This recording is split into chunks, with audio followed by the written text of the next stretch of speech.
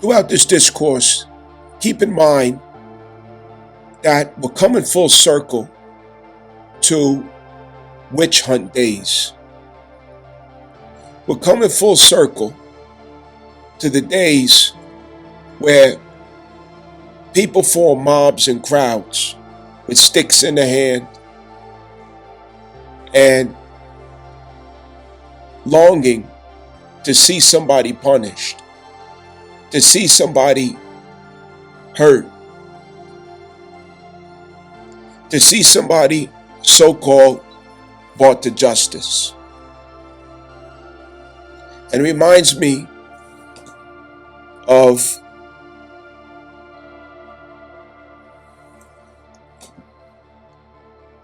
he who is without sin cast the first stone.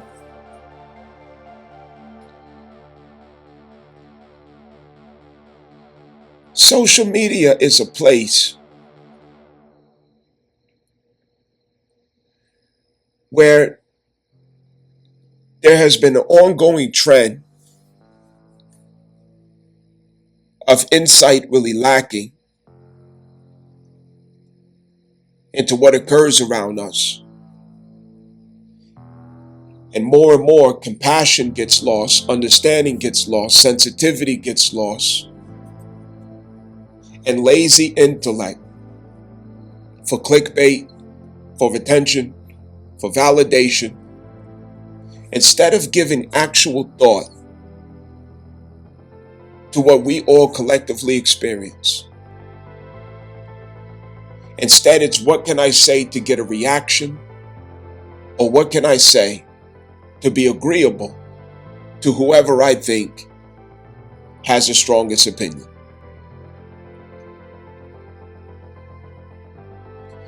A change is coming down the pipeline because Gemini Uranus is going to insist on that change, and that is the opening of minds, the revolutionized mind, the mind that can think outside of the rings of Saturn. Yes, that is coming in. It's coming in.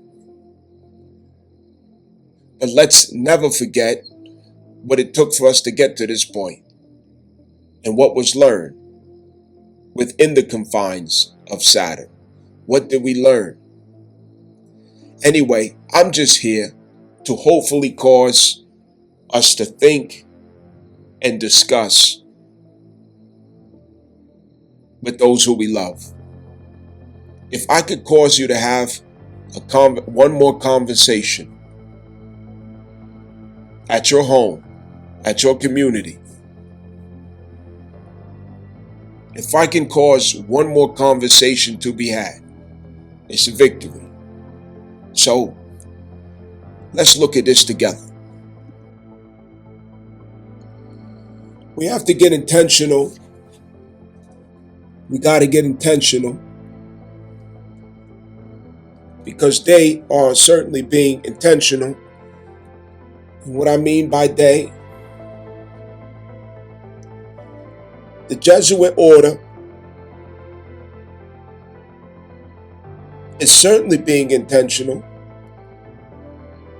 about engineering a state of mind in us that has us to be tempted to civil war between ourselves, conflicts between ourselves, fighting amongst each other. And we simply shouldn't fall for it.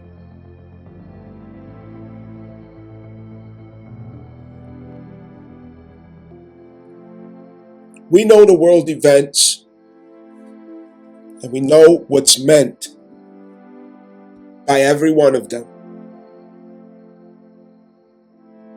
We know.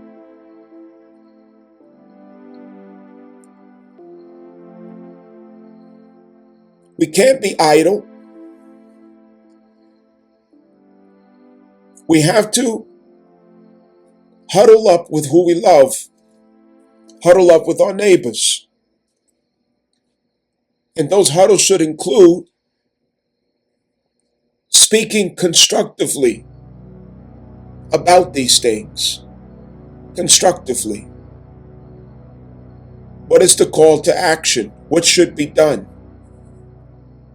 Well, for starters, don't give in to the hype.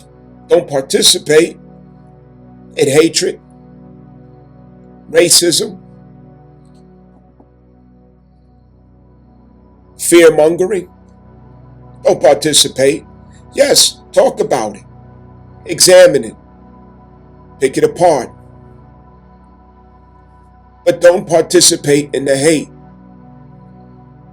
It will get us nowhere. As I mentioned to you all to look into the secret treaty of Verona, as well as the Monroe Doctrine as it relates to Latinos. The secret treaty of Verona, it came by scare. Napoleon Bonaparte scared the shit out of him. And they said they can't have that no more.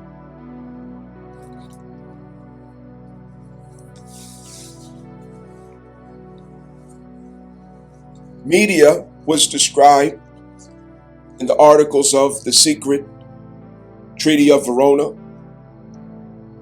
as an instrument to discourage such outcomes.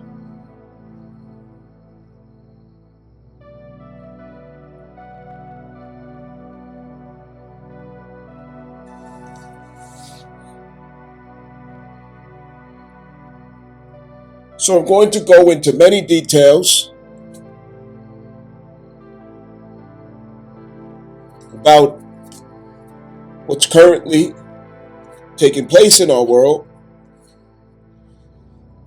But even if I may have mentioned it already in what you're about to listen to of this discourse, I want to mention it here to make sure that this message is as productive as possible. I am offering myself, however I can be of service, to those out there who have so-called African American or Black, Latino, children of color, okay? Boys in particular. If you have young men of color, please talk to them. Help them to understand not to be racist, but to be aware. Not to be racist, but to be aware. Be aware of the fact that Christian nationalism is on the rise.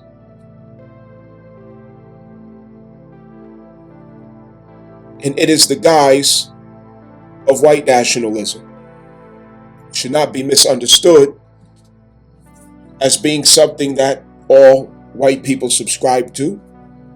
It's simply not true.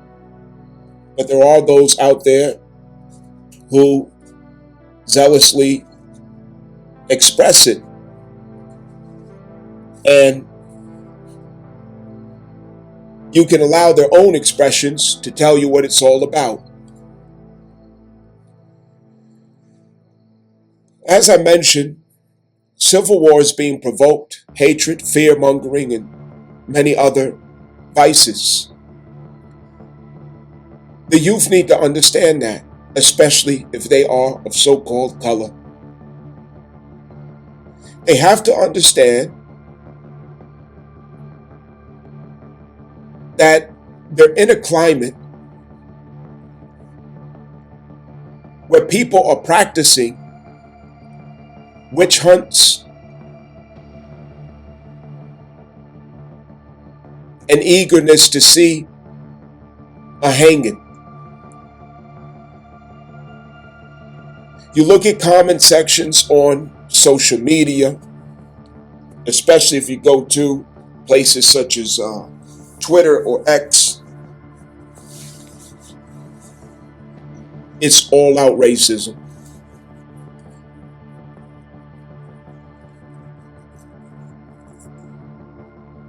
What I'm saying is that a climate is on the rise. The media is deliberately feeding the people images and messaging that's starting the fire. And nobody owes anybody understanding in this world. Therefore, sons of color should take all precautions. America is going to become very impatient, ruthless, cold, offensive towards sons of color, especially Black and Latino. Unforgiving.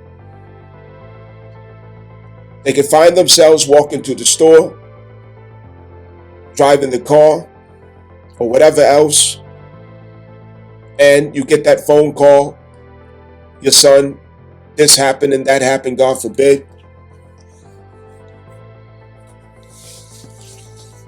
That climate is coming. So what I want to say is that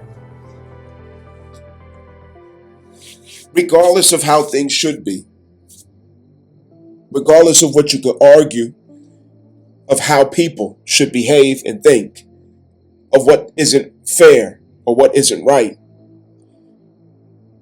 you still have to use wisdom, and you cannot fail to use wisdom. Your sons of color, it could be wise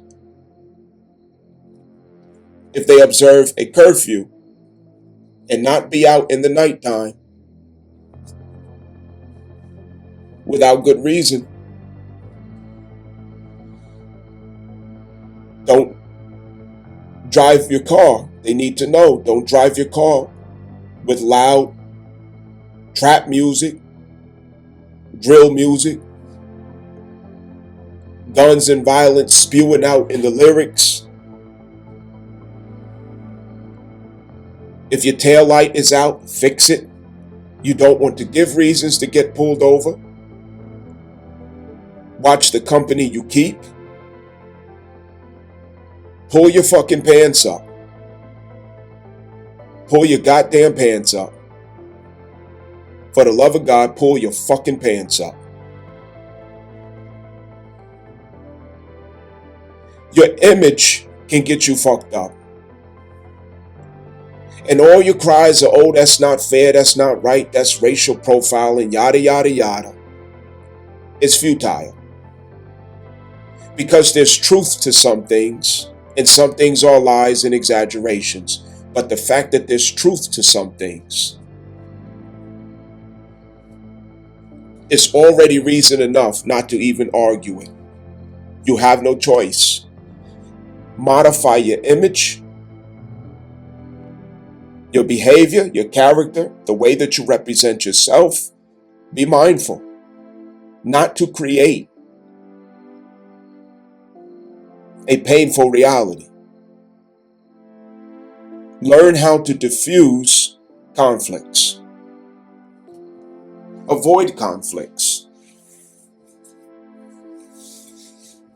Know the proper protocol when you get pulled over. We have to talk to these young men. You cannot set them up for failure and just say, oh, the Lord will take care of it. I'm going to pray on it.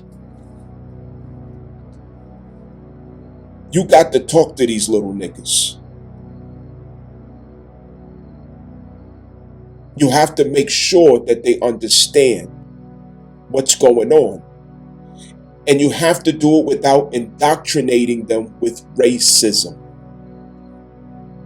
Don't indoctrinate your black kids with racism. Don't do it. Stop doing that shit. Teach them properly.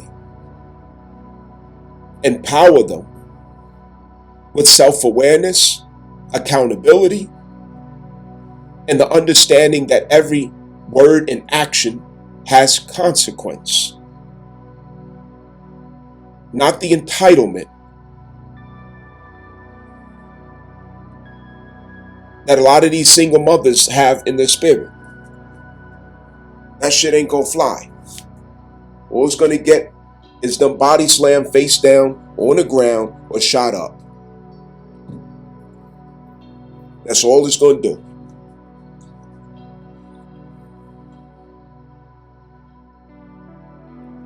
Please have these conversations. I'm gonna go into those details in this recording.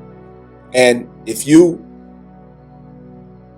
they don't have a father figure, mentor, male influence, whatever, and you may feel, I'm not exactly sure how to explain it to them, not exactly sure how to talk about it, get me involved. Get me involved. If you have sons of color, get me involved to help them to understand the time and what must be done. Because it's something you should take serious. Be very careful.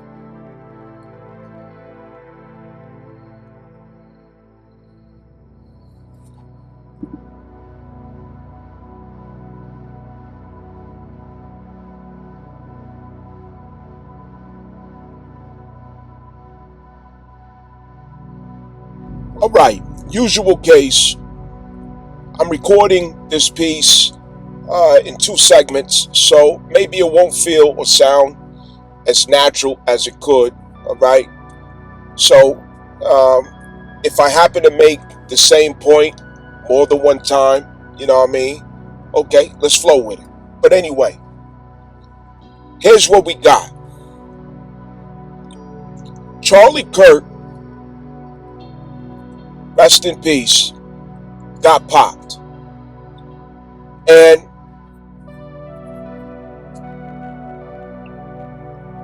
this presents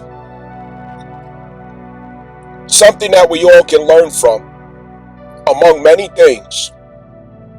And that's, where is our compassion? Where's our sympathy? Where's the humanity in all of us?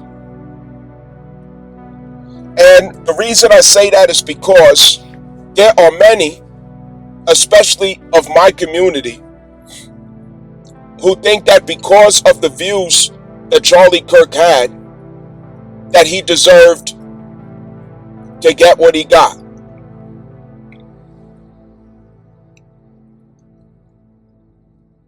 We should think long about taking such positions, that someone deserves to die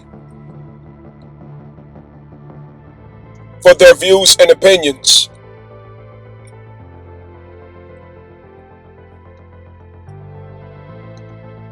Let me paint the picture. Now, Charlie Kirk and Nick Fuentes, they have very controversial and inflammatory things to say about the black community, people who are non-white, and how they use data, facts, statistics to justify the rhetoric that is loaded with what could be called offenses and what some mislabel as insults. But here's what I ask us to do. I ask us to remember the axis of Pisces and Virgo, that your spirituality is not when you sit in your room with your fucking crystals, your megahertz music,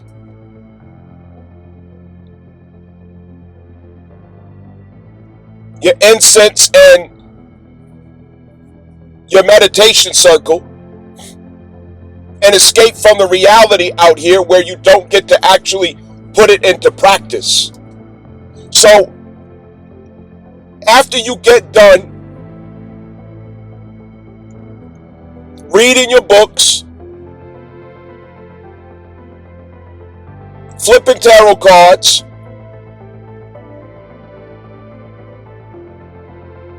doing all of your spiritual shit, come back to reality and see how that applies in the real world. Uranus is in Gemini. It's asking us to not only expand our mind, but revolutionize our mind so that we can revolutionize ourselves and our reality to get beyond the restrictions and constraints of Saturn, where the racism is, where the intolerance is at, where the bigotry is, where the hate is, where the fear is. All of these things. Everything that we're working through with that Pisces and 12th house karma, Uranus is helping us to get out of that entrapment with our conscience.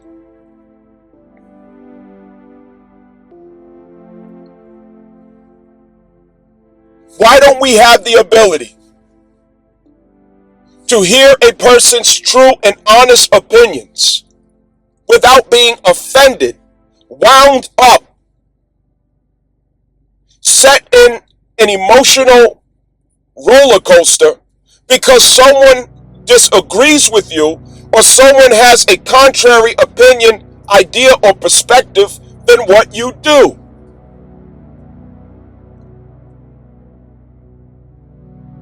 This is exactly what cancel culture did. It brought it down on a local reach in all of our communities, the control of our opinions, thoughts, and expressions, how we communicate and what we communicate about. And the only persons who got to express their opinions in full were feminists and Israel, gays and trans. Everybody else had to shut the fuck up, hold it in, don't say that, water it down, change your words. You're gonna get banned. You're gonna get shadow banned. You're gonna get blocked. You're going to be canceled. You're gonna lose your endorsements. This is what we have to learn to come out of. And I'm here to say that the main ones, besides Israel, who champion this culture of cancel culture and attacks on persons who simply have an honest opinion, vilification of persons with honest opinion. It is African American females who were brainwashed in college, white liberal women, and Zionists. And you can include gays and trans along with that, but I'll give them that pass because they had right to feel a little defensive in a world that did not accommodate their preferences. I get it. But I'm calling a spade a fucking spade. And I can relate to this all so well because I myself, the infamous, I see that there is great opportunity in the one who's able to get around their feelings and the one who's able to get over their ego, to get over their little triggers. Oh, you can't say that because it hurts. You can't say that because it's offensive. Excuse me, the truth, the last time I checked, it hurts everybody. And it offends everybody. Unless and until we surrender and align with it, it remains that way.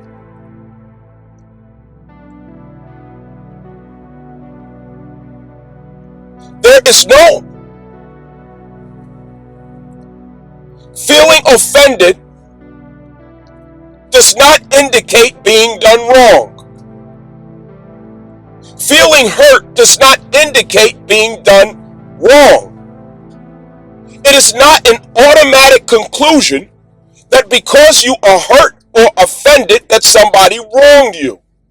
Many times our hurt and our offense is our own perspective, interpretation, and disposition within the self. There are many times where your hurt feelings and your sense of being offended, quote unquote, is your own spiritual journey. It is your own sorting out to do. It is your own fucking problem. We have got to evolve to the place where we can hear honest opinions being expressed, appreciate it, examine it, assimilate it, and what applies, what doesn't, let it fly. This is how you become a scholar in life. This is how you properly step into your ninth house in life. Because if you cannot find this attitude, your ninth house is spoiled. Your ninth house will be in shadow. Your ninth house will be corrupt. Your ninth house will be deprived of the fruits that it should have. You will lack wisdom.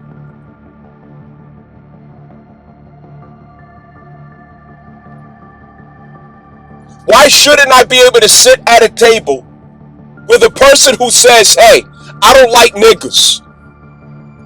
I don't like what they do. They're always doing this and they're always doing that. 13% of the population are responsible for 80% of the crime. Yeah, and another thing that black people do that I don't like. Why should I be offended that somebody has these opinions? I got a nappy ass head, big lips, and a broad fucking nose. I can sit at a table and I can hear you express your opinions about myself and people like me of my community and not take offense to it because there's something I understand. I understand what my intentions are. I understand what my commitments are. I understand what my character and behavior is. I understand at night what I am guilty of and what I am innocent of. Why should I be offended at any opinion that another person has of me? Your opinion of me it's not even my business what you think of me. Why would I get up in the morning and be so delusional as to think that everybody has to like me or accept me? My aim is to be respected, not liked. That is sufficient. No one is owed that in life. No one is entitled to that in life. It hurts your feelings because what somebody says might be true. Because what somebody says might be false. Because you can't control what's false and you can't control what's true in their heart, in their mind. You can't control what opinion they have. You can't control whether or not they express it or not. So you want to give them consequence so as to train them not to be sincerely expressed wherever they go, or not to say the things that they think to say. Believe the things that they think to believe. And you wonder why so many marriages fall apart. You wonder why relationships do not last in America. You wonder why. Because we have gotten so high on our moral horse that we cannot be examined. An honest opinion cannot be said of us.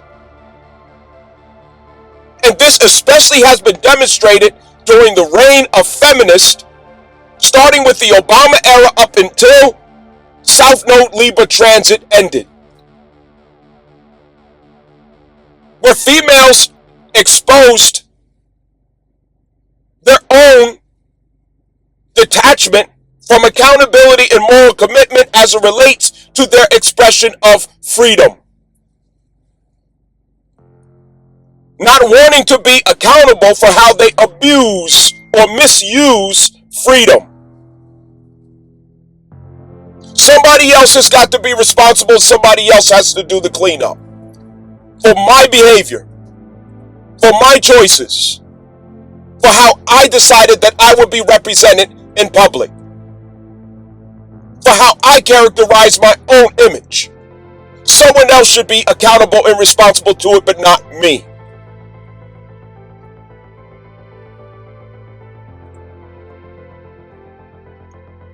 Charlie Kirk and Nick Fuentes, they are jewels and gems in this generation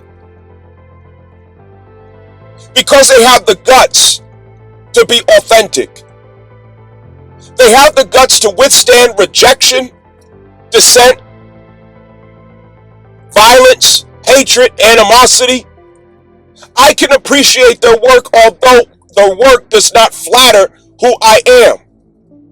It's not flattering to who I am. But I know that it's individuals like Nick Fuentes and Charlie Kirk, even though they didn't get along, they had a lot in common.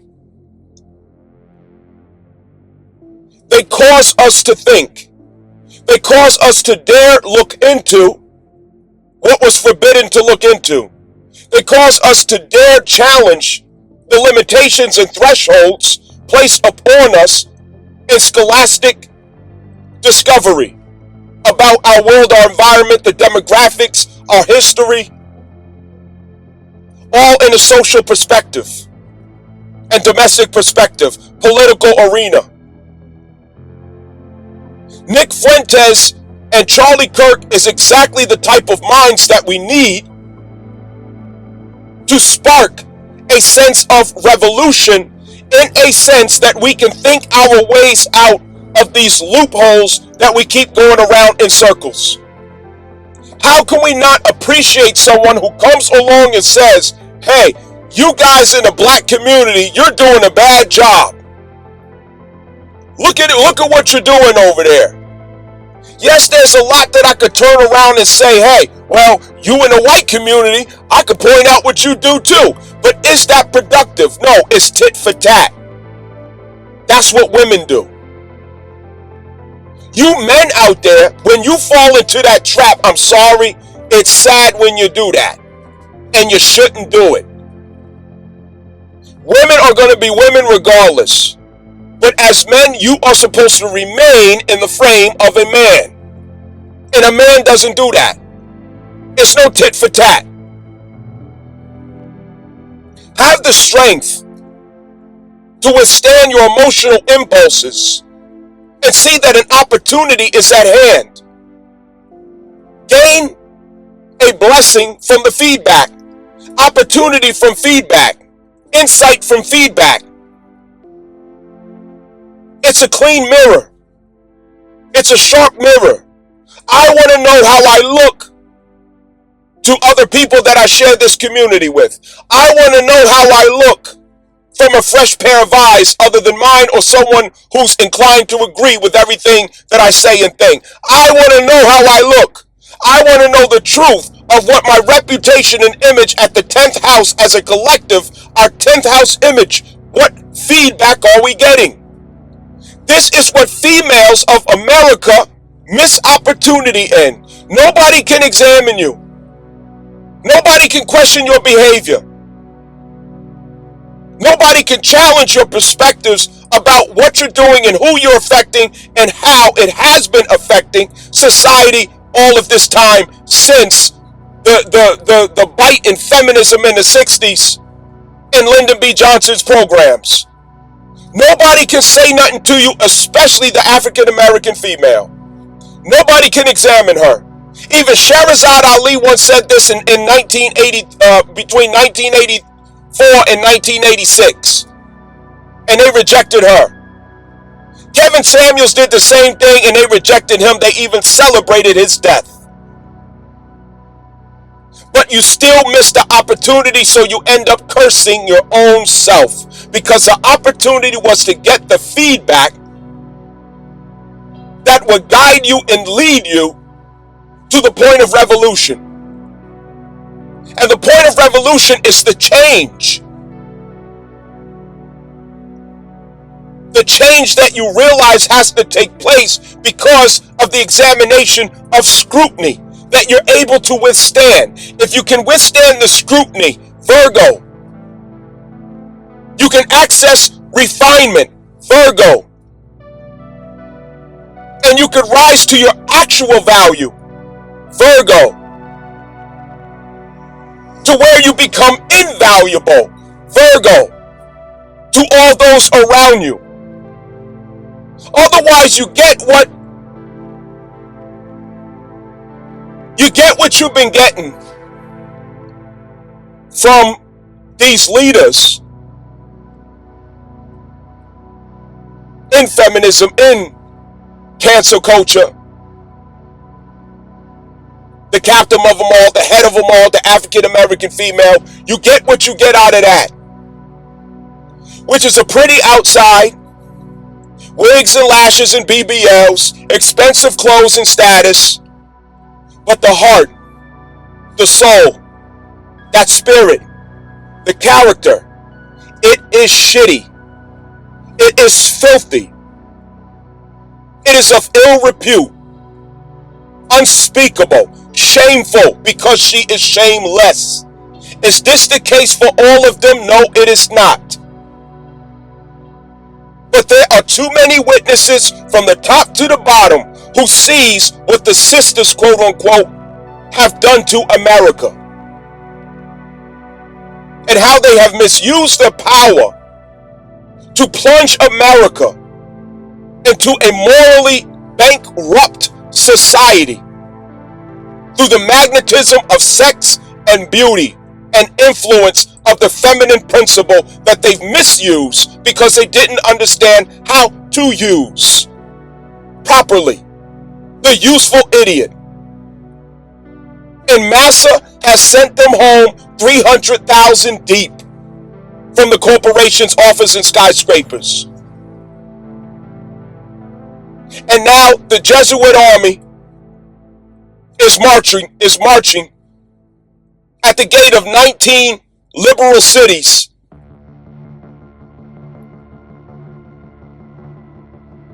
to confront her violent bastard sons, who are the legacy of the thugs that she romanticized and insisted upon for the past 40 plus years. And the brown babies too, according to the secret treaty of Verona and the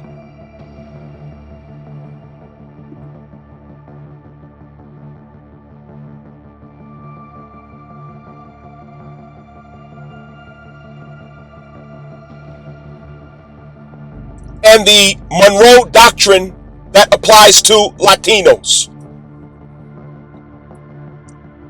Now, we have got to start taking advantage of every opportunity to see the booger in our nose, the stain in our shirt, the fucking sleep in the eye. You got to get up close to that motherfucker and look. But every time a mirror comes, you look in the mirror and you get scared of your own image and you turn violent. You start crying. You want to blame. You want to project. You want to argue and go back and forth. Make it productive. Is there any truth to the things that Nick Fuentes says? Is there any truth to the things that Charlie Kirk says? Examine it. Apply it to yourself and see how you can improve. Are there any lies that they're saying or exaggerations? Study it. Look into it. Gather the facts, data, and information so that you can push a counter perspective that balances the illusions that they're spewing out. Overall, what this does is it creates a very productive environment. You don't want to bring hostility to the arena. Bring sportsmanship to the arena. Sportsmanship to the scholarly arena. Otherwise, stay the fuck out of it. If you can't handle it. We will not have improvement as so-called black people if we can't be examined. If we cannot take constructive criticism, if we cannot get the feedback from an honest perspective about ourselves, We cannot. And that's what South Node Virgo is all about. Scrutiny. Looking in the mirror. Having your enemy give you feedback. And many times it's your enemy that gives you the best feedback. Many times it's your enemy that tells you exactly what you need to hear. If you can withstand it, if you can endure it, Pluto, the scrutiny, Virgo, you can transform and transmute, Vesta, based on those two polarities of the sexual principle of Virgo and Scorpio through Vesta. You can starve out what has been spoiling your image and reputation, and you can redeem yourself. But who can help the African American female to see this? If she catches on, all women of America will catch on, because rather they want to admit it or not, they follow her cadence. They march to her cadence. They pattern after her cadence, because she represents to them their secret lust for the feminist expression in themselves of rebellion. She's the only one who's in that full expression. Nobody else is willing to risk it. And the polarity in the masculine principle, I'm 42 years old. None of these young people are going to follow my old ass. But what I am aware of is that my sons, our sons, the youth, they own the hearts of all youth of the earth. And no matter who wants to put everybody against black people, their children love black people. Their children look up to black people. Young black males own the hearts of all children of the earth. And nobody could ever refute that. So why shouldn't we take feedback if we have that trust? Where black women are influential to all women of the world, and black men are influential to all children of the world, why shouldn't we want the honest feedback so that we can be sure that we are fulfilling the trust in integrity? Not disingenuous, not selfish, not in ways that are perverse. There's a blessing in people like Charlie Kirk and Nick Fuentes, who gives us sharper and more honest insight into our patterns, how we're showing up, what people are noticing about us. It really gives us a sharper insight into what our huddles, our meetings need to look like. Hey, listen, based on the feedback, they're saying this about us, they're saying that about us. You know, what they were saying about this and that was true. So let's go ahead and let's fix this and let's fix that. You can't fight the truth. Now, what they were saying about such and such, we know that's not true. So let's not do anything to feed into that narrative. Meanwhile, let's do the research so that we can articulate the proper talking points to clear up any type of confusion or misconceptions.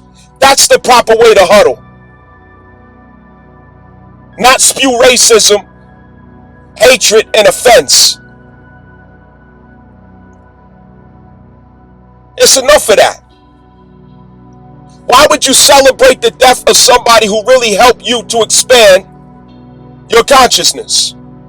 Your consciousness is not expanded by what you like to fucking hear. It's expanded by the truth. It's expanded by honesty. And both truth and honesty comes with a little bit of pain and discomfort. But you're entitled to live a painless life. Who the fuck are you? Who in the fuck are you supposed to be?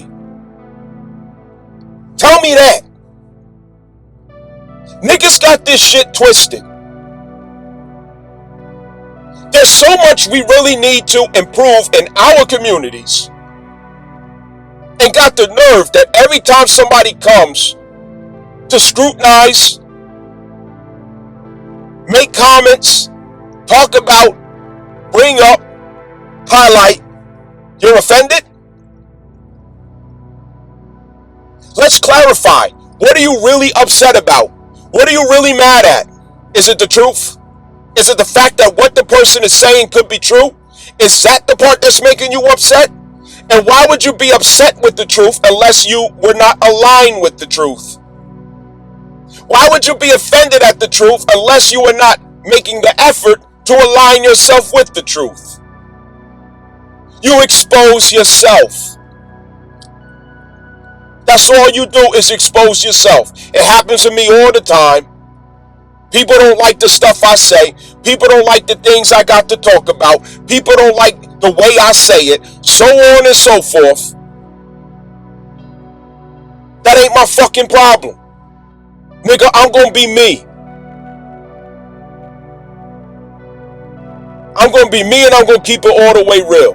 Fuck who likes me and fuck who don't. I can't keep up with that.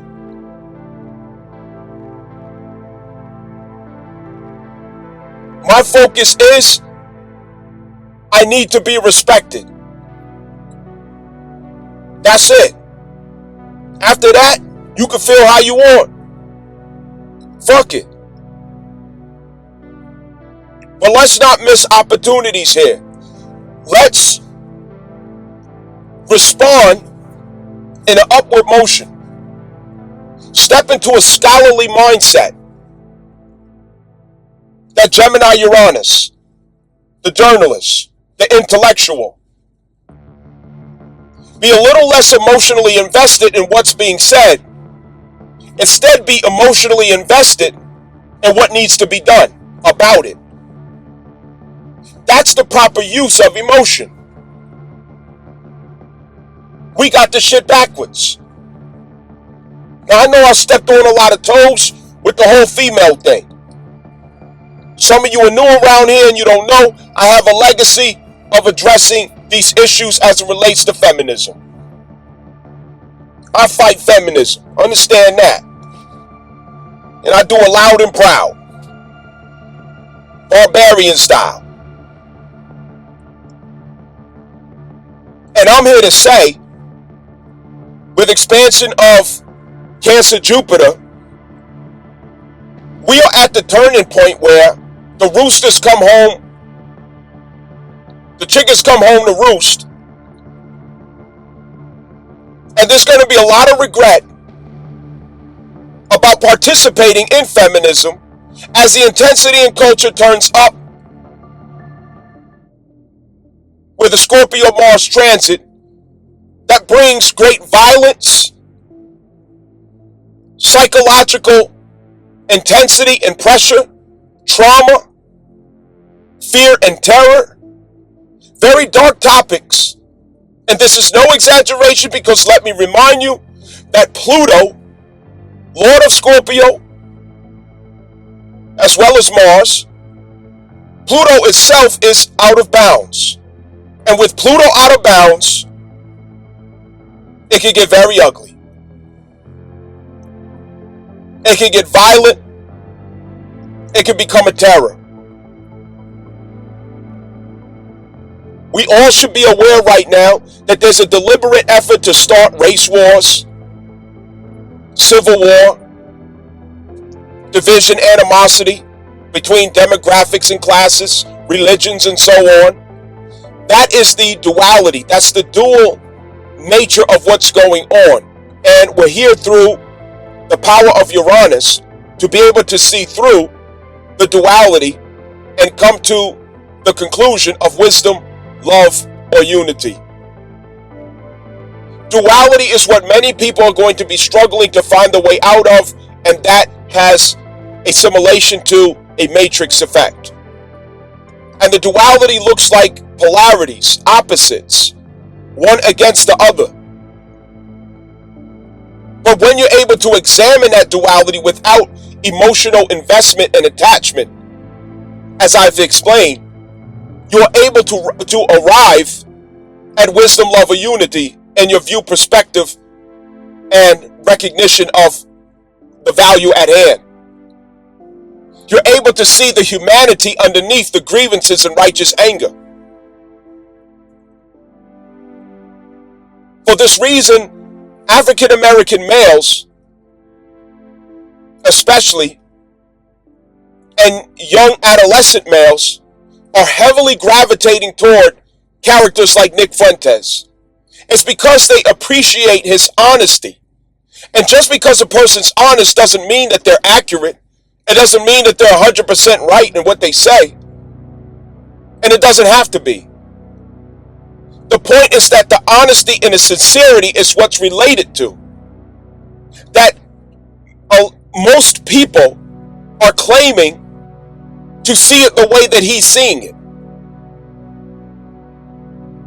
And it doesn't mean that you have to see things the same way that he does, but you do have to acknowledge a cosmic manifestation at hand.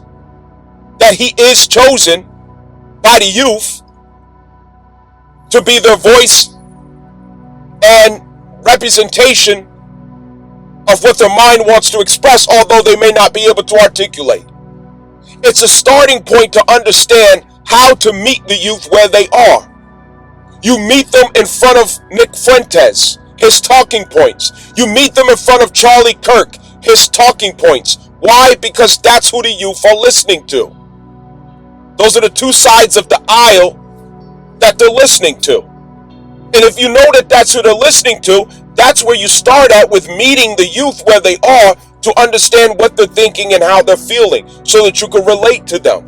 And in doing so, you can start your discovery from that point on. Investigating, looking into, studying the talking points. Why does he say the things he says? What is he saying? What is the actual interpretation of that? What facts and data can I go into behind that to substantiate the things that he's claiming or saying? What's the history of this and that? Okay, am I looking at the surface, or did I bother to examine the depth? This is what we're supposed to be doing, not getting our feelings hurt, running in the corner fucking crying, getting mad, screaming racism, oh, he don't like black people and so on and so forth. You're wasting your fucking time with that stupid ass talk. Grow the fuck up. Your children are listening to them, and it's not a bad thing. You need to take your lazy intellectual ass down there and find out why the fuck they listening to it, instead of getting mad about it. How do we easily forget that the generation belongs to the youth, not our old washed up asses? It belongs to the fucking youth. So why wouldn't you want to humble your ass and get down there and find out why the fuck are all the youth surrounding these two characters? What is it about them? What is the frustration? What is the argument? What is the objective? What is the point that's being made? What is the agitation in society that everybody seems to have in common?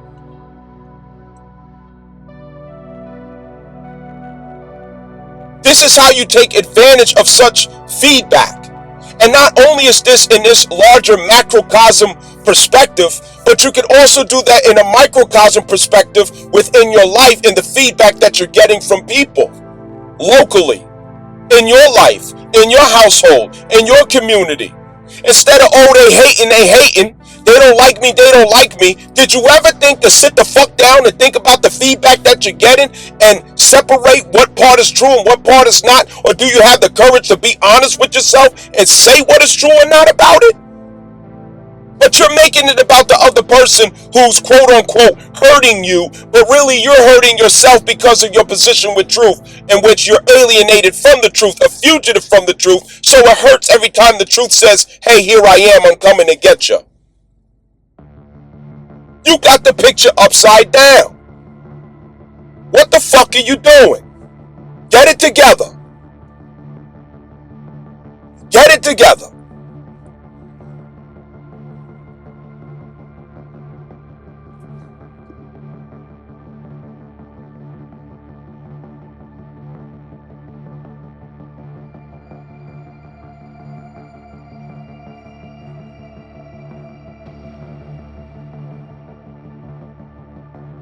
Alright, so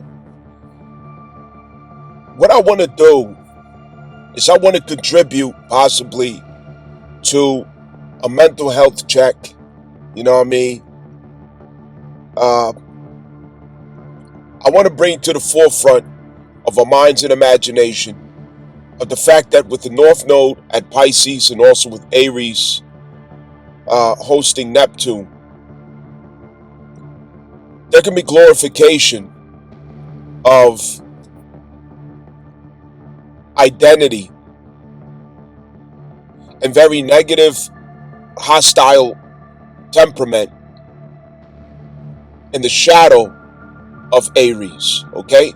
Every energy has a shadow, every energy has illumination. A positive and a negative are up and down. So, just as the good, the opportunity is there, the missed opportunities are there too.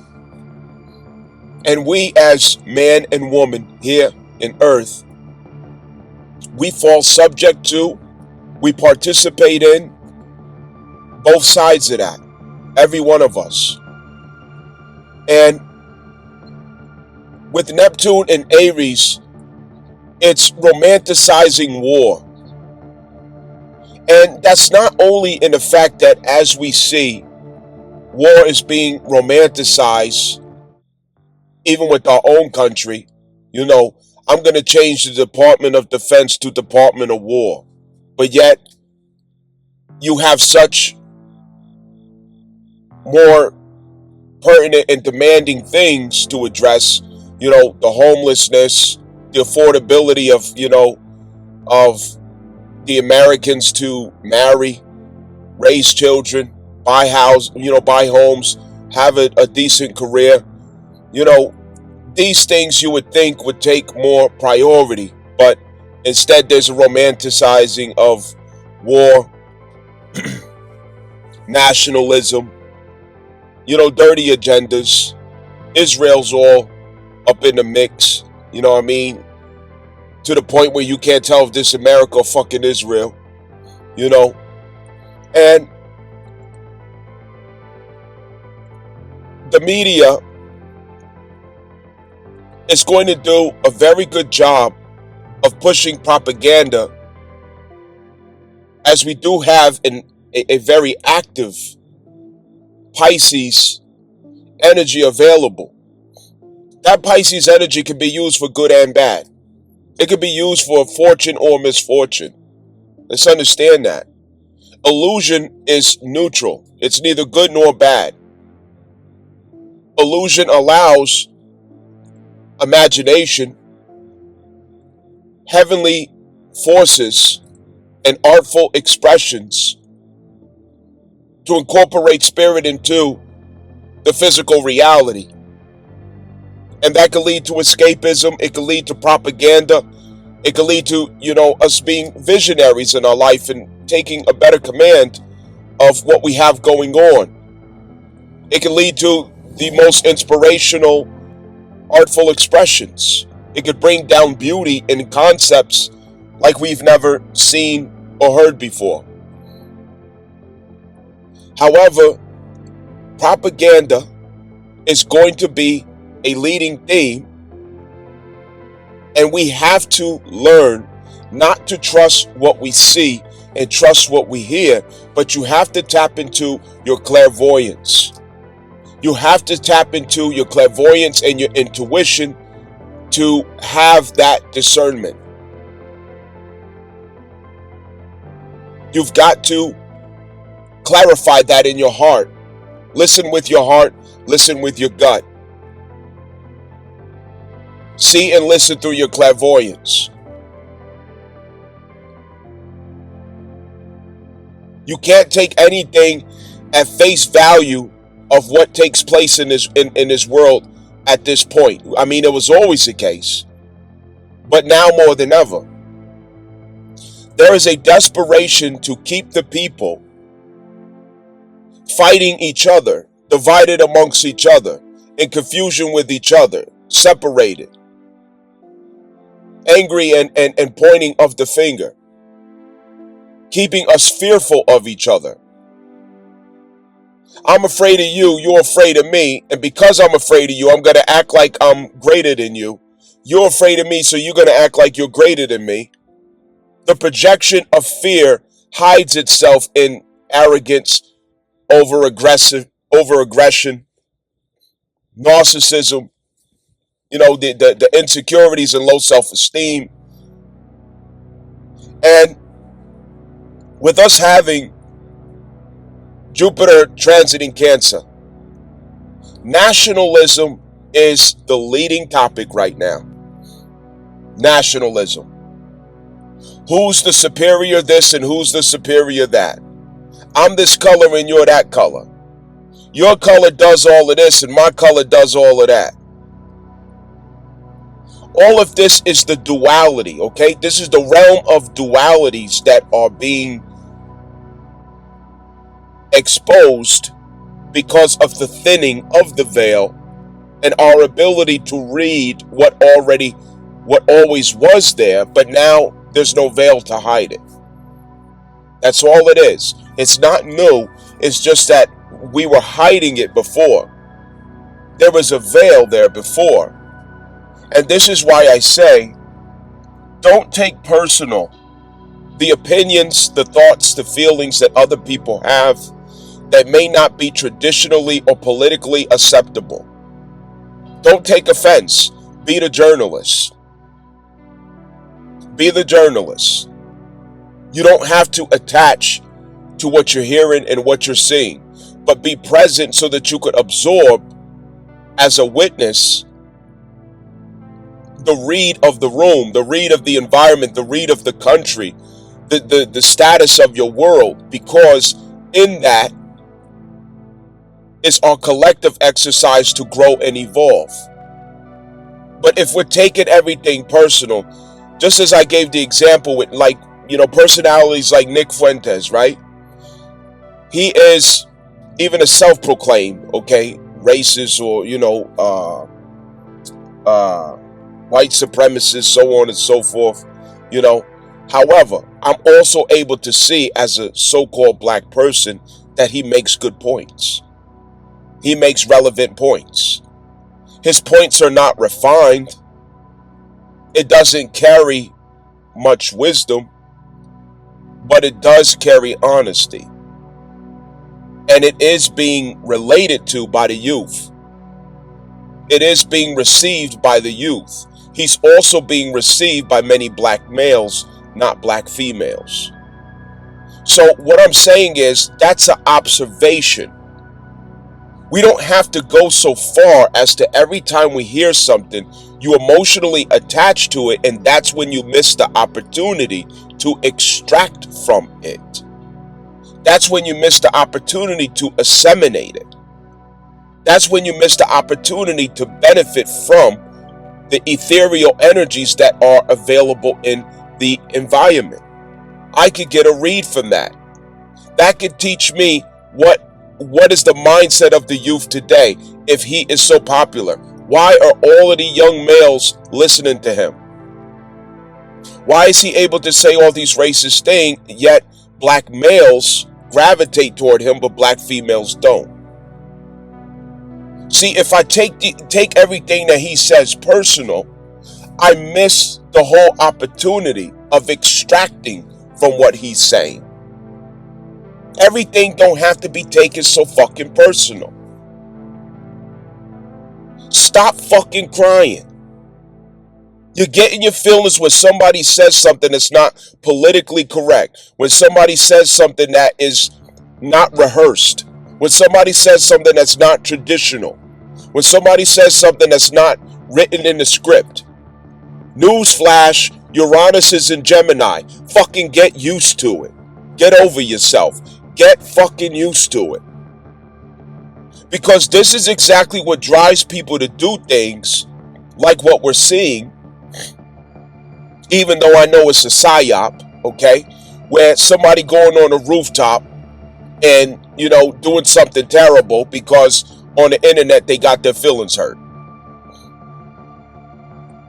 This is where the escapism comes at. You can't deal with the reality of the world of life because you're taking everything personal. You're taking everything to heart instead of being the journalist who witnesses, hears, and disseminates information and data.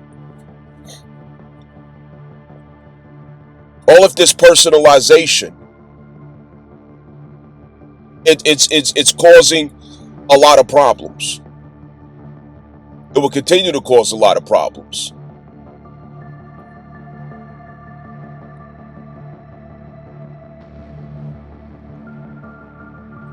So we know that the environment is going to be charged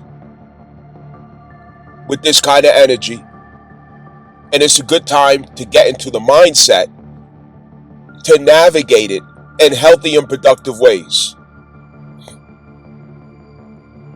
When we see it on the news, this just happened, that just happened, and I'm trying not to mention specific things because again, I want us to focus on the point, all right, not events. So this just happened or that just happened. You can't take the story that the news channel gives you and believe it from A to Z how they reported it. Come on, are you really still doing that? We can't be intellectually lazy. We're not getting away with intellectual laziness during the Gemini-Uranus transit. You also are not righteous, you're not virtuous, you're not on a moral high horse because you decide to escape, run away, tuck your tail, cover your eyes, bury your head in the fucking ground like an ostrich and say, oh, I have nothing to do with that. I'm just going to close myself off. I'm not going to listen. I'm not going to watch. I'm different. I'm vibrating higher. Namaste. Positive vibes only. You're part of the problem. You are part of the problem. Because this earth, this world, and all the events that's going on in it, if you're an adult, you have a responsibility to focus, process, assimilate, and extract the wisdom from it, just like a honeybee does from flower to fucking flower, pollinating and producing honey at some fucking point. Where the fuck is your honey at? So you got your little crystals, you're doing your meditation, you get in your little spaceship and you astral travel from this planet, Nibiru, and you talk to the Anunnaki and all this other stuff in your ancestors and all this stupid shit. But here on Earth, you don't have a contribution to the problem and crisis at hand because you're not able to extract wisdom. You're not able to deal with what the fuck is going on, which doesn't mean you get emotionally riled up and attached to it. It means that you have to be present where the unfolding of reality is taking place because it catalyzes your destiny there in that moment that you are supposed to be part of and responsible to, especially if you have children. You need to be able to interpret.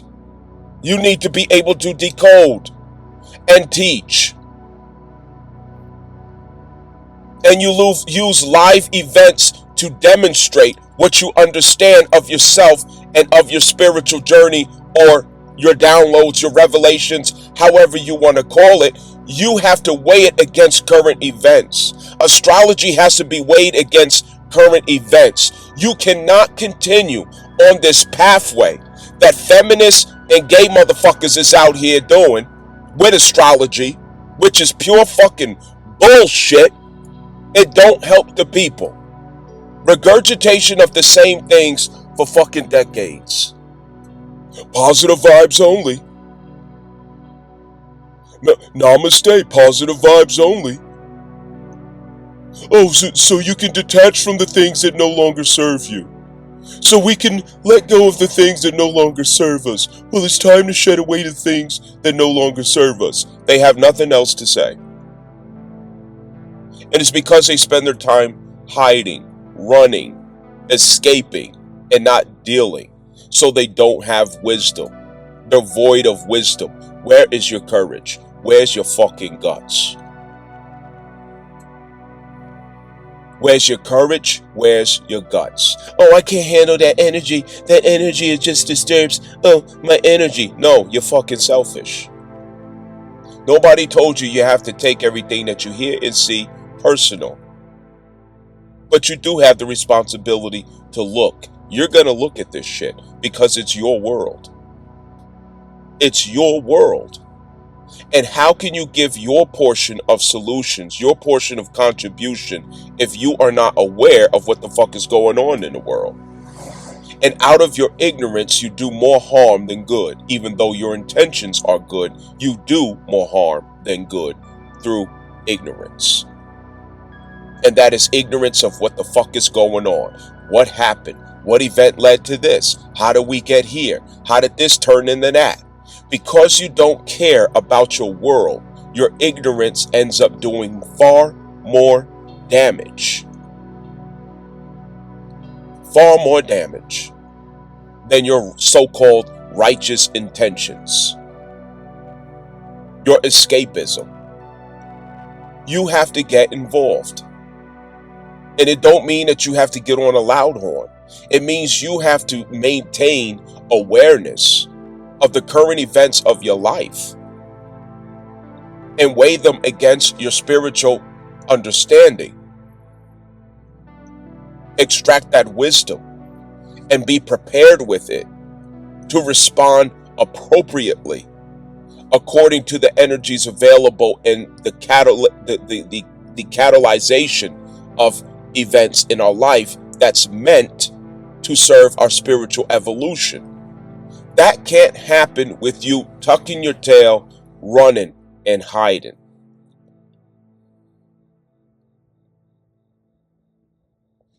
The fear-mongering is going to turn up. The racism is going to turn up. You already see it, especially from white nationalism, Christian nationalism, which it's synonymous one and the same. All white people don't subscribe to that. All white people ain't racist. Every people has some racist tendencies about themselves. All people, every last one of us. And this is what I mean by seeing through the veil. We have to get to the honesty of what's really happening and stop being so fucking offended by it. Because anything that you're so offended by with somebody else, you're going to find that you're doing the same thing or you did the same thing. So that should help you right there to let go of a little bit of offense. Seeing the human that you can relate to because you do the same shit in your own way. We've got to intentionally align ourselves in a way when we're not participating in hate and racism. And honesty, sincerity, and your expression, it should not be misunderstood for racism. Other people should be allowed to be honest, to give their full opinion, their full thoughts about things, how they see it. And it doesn't always warrant for us to be offended and take it a lazy way out. Oh, that's racist. Oh, that's hate speech. Why? Because the person was honest about how they feel and what they think? No, it's not. Honesty is honesty. Truth is truth. Sincerity is sincerity. Expression is expression. We've got to stop being so wound up and caught up in that.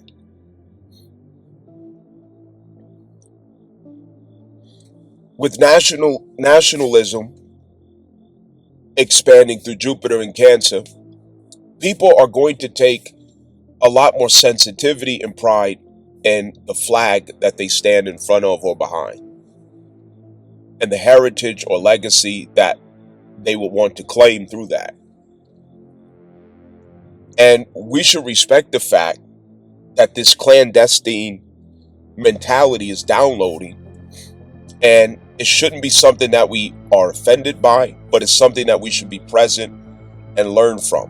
What does all this mean? Where is this taking us? Because again, this is a temporary transit. Jupiter is not going to be in Cancer forever. Eventually it's going to come into Leo, and these are going to be stories of the past. So while it's transiting there, it's something we're supposed to be learning, realizing. But you can't do that if you're taking everything personal. If your feelings is getting hurt at everything that you hear and see. Break it apart and assess it, examine it. Uranus is in Gemini and is there for a reason. It's going to be there for a very long time. So get used to it. Intellectual laziness will have you walking around offended 24/7. 24/7. So the energy of separation, frustration between different clans and tribes, in this world, these things are also being engineered deliberately from the top. It's what they want. I'll give you an example. Ain't nobody heard nothing else from the Epstein files. They don't want you to focus on the Epstein files. I'm just naming one thing, okay? There are many things that we, the people,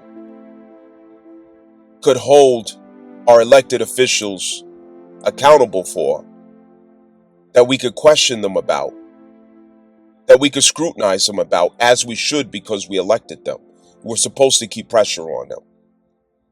But that pressure comes off of them when they're able to engineer and provoke and puppeteer our emotional status, our emotional state, our perception of ourselves and each other, which results in us turning to each other and discharging that emotional pressure of the reality that they manufactured us to suffer and be subjected to. Now it's a missed opportunity because we point the arrow at each other instead of pointing the arrow at them.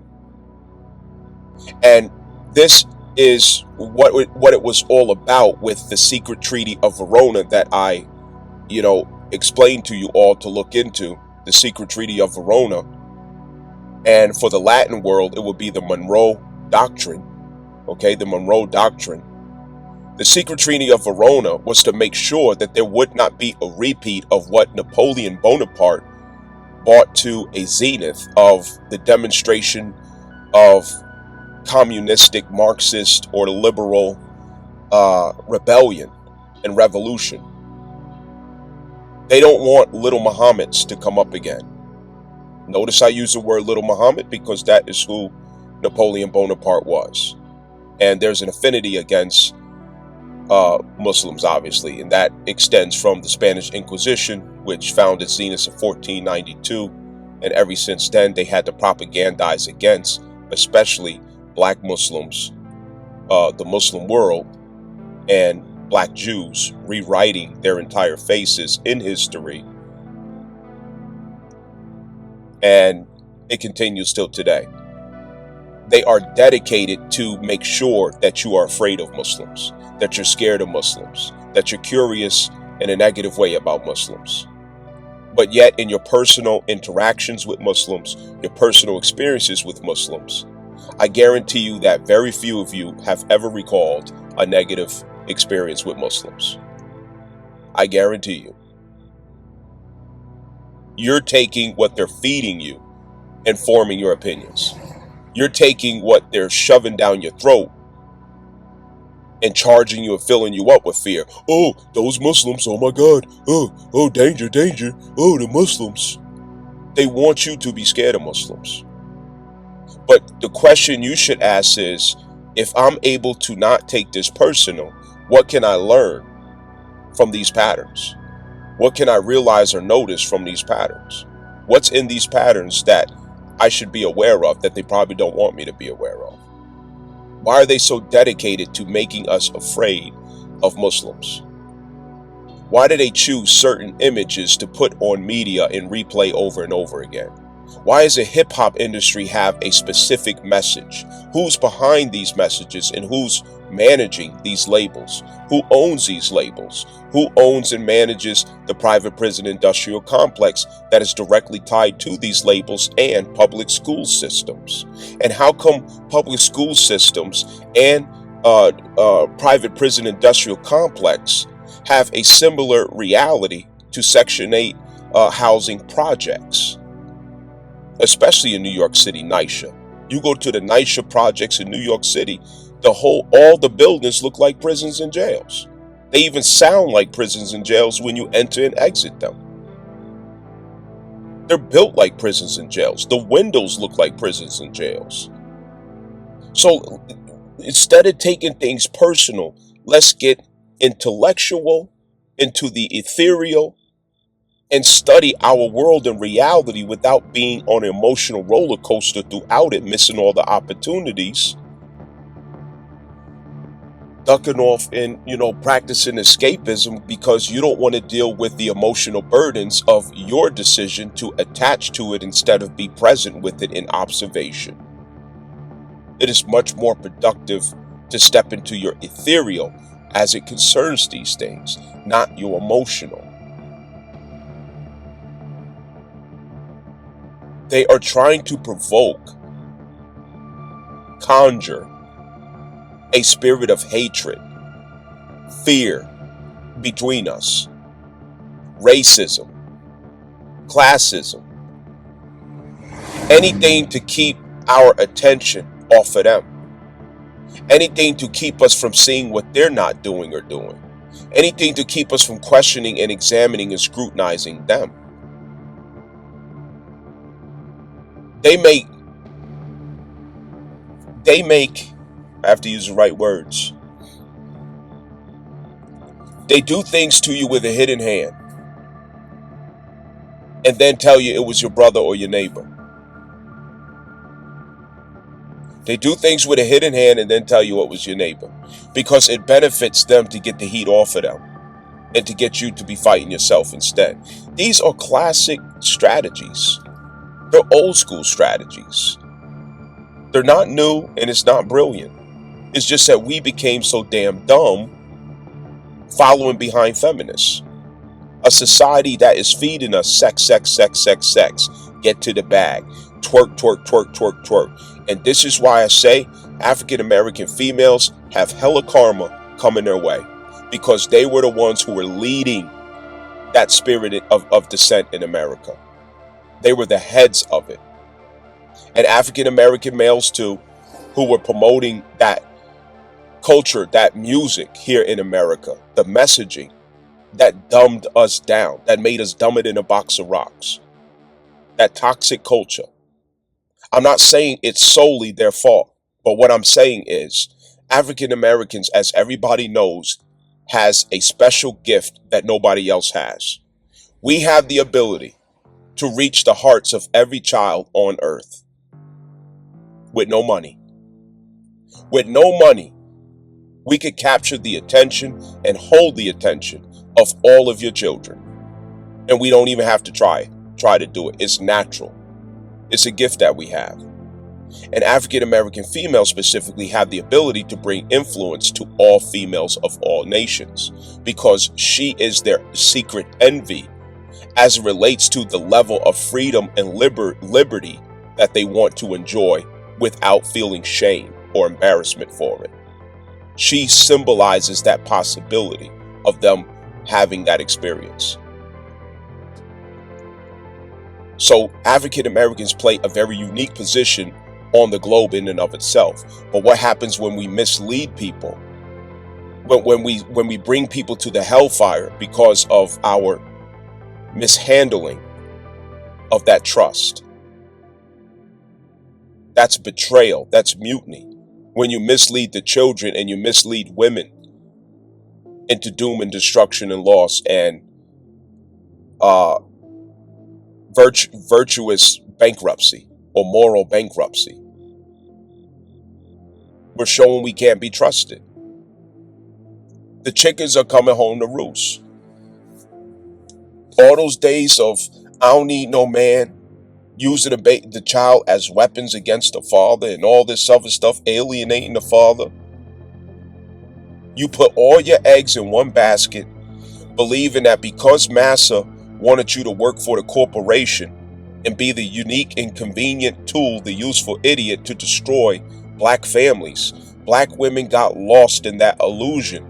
They got carried away in that illusion. And now the reality dawns on them that no, you wasn't special. You was just being used. 300,000 sent home from the plantation. Now you got to sit your black ass down and you got to go back over your history and what role you played in destroying black families since the the 60s when you first took that bite of that feminist sandwich. The Lyndon B. Johnson programming. Your access to colleges and universities through affirmative action, then DEI, which didn't benefit black women more than it benefited white women more than anybody. However, your participation in it did give you access to places that otherwise you wouldn't, just like affirmative action did. Understand that. And how you shitted on your brother who didn't have that opportunity, who didn't have that access, because he was the threat, not you. But yet you, as the black woman, you're the one who turns out to be racist, even though it wasn't about the system going against you. It was about using you against your brother so that the family could be torn apart and sat down. Your brother's the one who was a target, not you, but yet you the one who's racist. One thing black males are not is racist. They're all inclusive. But black females, very racist. Very racist. See, I'm not here to be popular. I know that what I'm saying could cause you to go and unsubscribe, walk away, block, or say something, negative, or, you disagree. I'm fine with all of that because I'm not bought and sold. I know why I'm here. I know exactly why I'm here. The roosters come home. The chickens come home to roost. Because now, these same feminists and their bastard children, the sons who turn out to be violent thugs in the community, and the daughters who turn out to be little prostitutes, because yes, prostitution has now become regulated and protected from shame. You can't call it out. You can't disagree with it. You can't have anything to say with it. They want to be able to practice prostitution in full expression, and that is African American females. Is it all of them? No, it's not. But they're the ones who demonstrated the fullest out in the open without shame. Without shame. It don't mean that white girls ain't doing it too. It don't mean that Hispanic girls ain't doing it too. All of them is doing it to a certain extent. But it's black girls who are doing it without shame. It's black girls who are doing it as a regulation in their culture and justifying prostitution full out. So that karma is coming back to reclaim all of those who indulged in those things. If you listen closely, you can hear the boots of the American soldiers coming to the gates of 19 liberal cities. And the liberal cities is where the bastard nappy-headed children are at, whose fathers are part of the legacy of African American women's insistence on choosing the thugs, the drug dealers, the gangsters, the knuckleheads, the terrorists of the community, the people who destroy our communities for generation after generation. And I'm 42 years old, so I don't need to read no fucking article because I was there, boots on the ground, first-hand experience witness. I seen it. I know the story. One thing nobody can't do is refute me on that, because I'm from the hoods, plural. I'm from all the hoods, nigga. I know what the fuck going on. I ain't no fucking square up here like I don't know what the fuck going on in the world. Nigga, I'm from the dirty, gritty ass, shitty ass sidewalks. I'm from that, so I know firsthand. I know the story. This karma is coming. And that karma is coming to collect. So this is a time where women are about to realize that the value of having a man, having a husband, having a male figure, having a father involved in the kid's life, they're going to realize that provision carries an entirely different concept than monetary or financial means. Even his presence, just be there to make me feel safe. Just stand there 6 feet tall, over 200 something pounds, size 15 shoes. Just stand there so I can feel safe, because I can't even sleep unless you just stand there and breathe. It's going to get to that point. It's going to get to the point where You don't care what he's doing. You just want him to stand there and take up space so you could breathe. Because that's how shook niggas is gonna be when Mars goes in the Scorpio. I'm telling you that right now. Already told you about what happens when Mars goes into Libra. The first court is going into the second court next is Scorpio. And I'm telling you right there, guess what? The Lord of Scorpio, Pluto, and Mars. Pluto is out of bounds. And with Pluto out of bounds and Mars transiting Scorpio, it could get real ruthless, it could get bloody, it could get violent, it could get dangerous out here. And that's no exaggeration. You see what just happened with Charlie Kirk. You see what just happened in North Carolina. You know what I'm saying? This crazy, mentally ill, person off the, a innocent lady, a sweet innocent lady.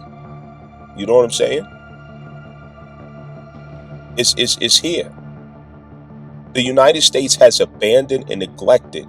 They're homeless, abandoned and neglected the mentally ill, and people are walking around with stress and pressure that is a ticking time bomb from the top to the bottom. You don't know what somebody's going to do next because the pressure is just increasing. It's not decreasing. It's intensifying every day, every week. People are going through it. People are overworked and don't have enough money to pay bills, to eat, and eat food. Repossessions, foreclosures, evictions, debt upon debt, bad credit. You know what I'm saying? This is the real reality. But when you scroll through social media, you got these dizzy ass bitches up here talking about 6-figure this and 6-figure that and get to the bag and y'all broke, y'all dusty, y'all need to get on my level and entrepreneur and I'm this and that's how you know these bitches is lying. Stop listening to them. The bitch is lying. They've been lying. They put a wig on, a bunch of makeup, sit in an expensive ass car that they gotta fucking suck to keep. And have you thinking that you underperforming in life. But the truth is that the average American is feeling the heat, feeling the pain financially. And there's no shame in that. It's what we all are gonna have to go through to some extent. We got to get to the real and stop participating in all of the stupid shit. You know what I mean? That's been going on. The troops is coming into the, Donald Trump is trying to get the troops to come into the gates. And really what this is they're trying to provoke, racial tension, civic unrest, hysteria, confusion, desperation, pressure, anxiety, propaganda, all of these combinations from left to right. Okay, even if they got to hire somebody to get on a rooftop and take a rifle and hit the right person to cause the right type of shockwave, they will do it. Believe me, they will do it. It's psyops like crazy going on right now. You can't believe what the media's telling you. They doing this shit themselves. They're the ones who's fucking doing some of this shit. In order to get the specific reaction out of you, strategized. And eventually what this looks like is, okay, if I already have troops in 19 major cities and I'm provoking this type of energy, that eventually I can hit the button for martial law if y'all get out of hand. And it's justified because I manufactured the justification. You know what I mean? So I could go on and on, but what I'm doing here is I'm just trying to prime the pump. I'm priming the pump. I'm throwing things out there that I want us to start thinking on and expanding our mindset on, to come out of those loops. Now, if you have black or Hispanic children of color, young men especially, this is a time right now where you need to talk to your youth. Talk, even if you're grown. If you're black, Hispanic, or a person of color, don't be out. Don't be out past. Make a curfew for yourself. I'm being sincere. I'm 42 year old. I'm a 42-year-old grown ass man, but I'm wise enough to put myself on curfew. With what I know is going on out here and the racism that's being provoked, the animosity that's being engineered, I refuse to be out and about at nighttime if I don't need to be. If I don't have somewhere to be that's important, I am not going to be out moving about in the night. Why? Because I'm black. I got a nappy head. I got big lips. I got a broad nose. I'm 6'2". I have very wide shoulders. I'm a hefty guy. I'm 280 pounds. I'm not fat at all.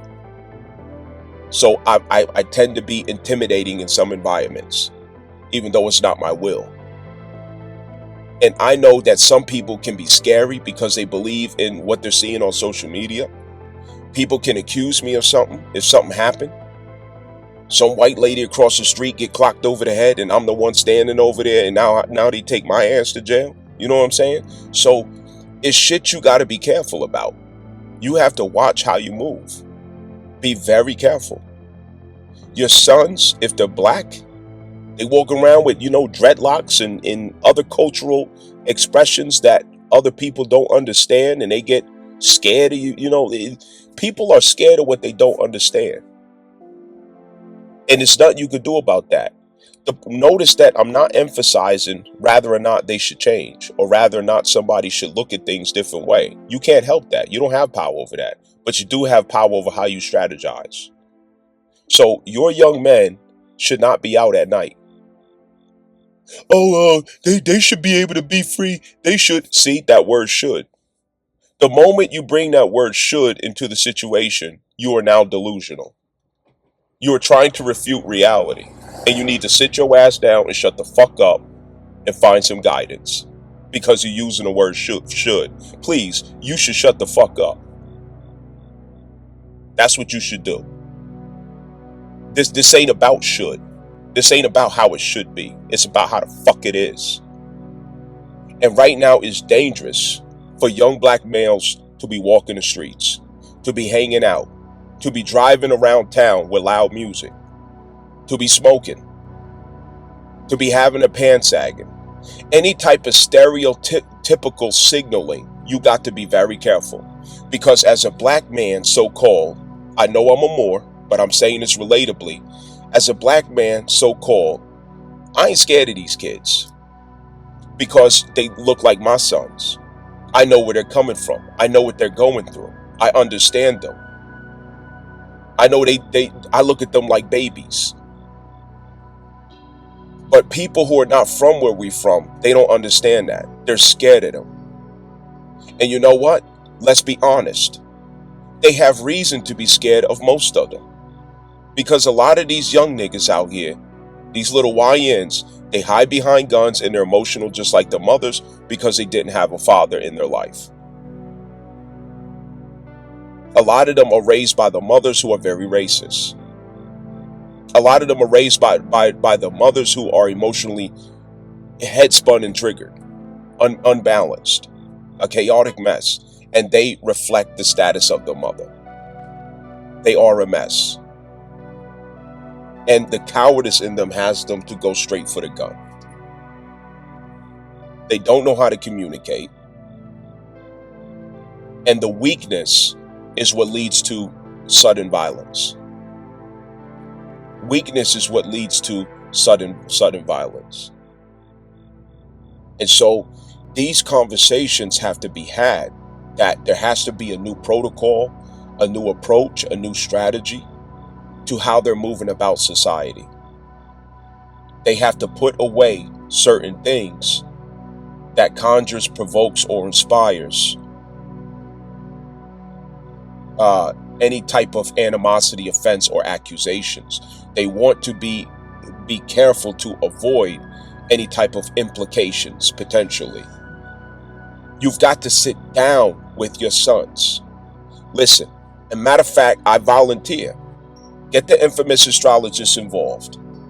If you are a single mother and you don't know how to talk to them, you don't know how to bring this conversation up, or you feel like they're not going to understand you or relate to you, get me involved. You know what I'm saying? Send me a message, email me, call me, go to my website or whatever, and we will figure it out together. I will help you personally. I will get on the phone. I will get on Zoom. If it was local, I would come to them locally.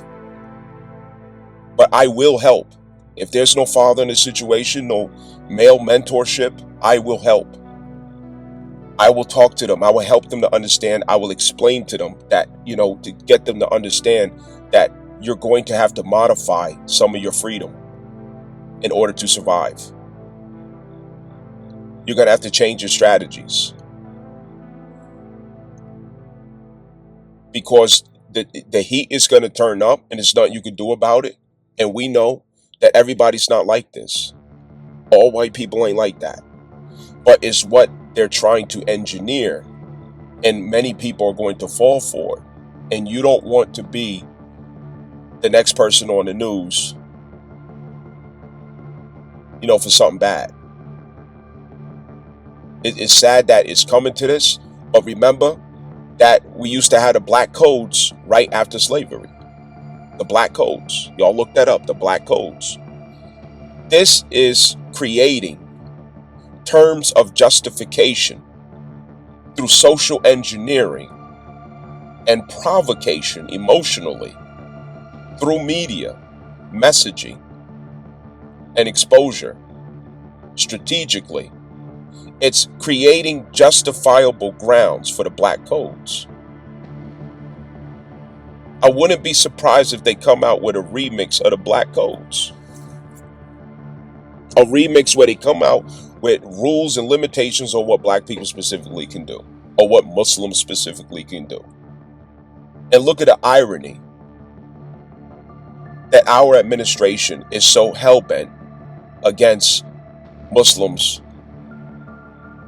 and indirectly they'll go to X or Twitter getting their buddies to fan the flames of racism. And that in and of itself shows who we are. We are those Moors.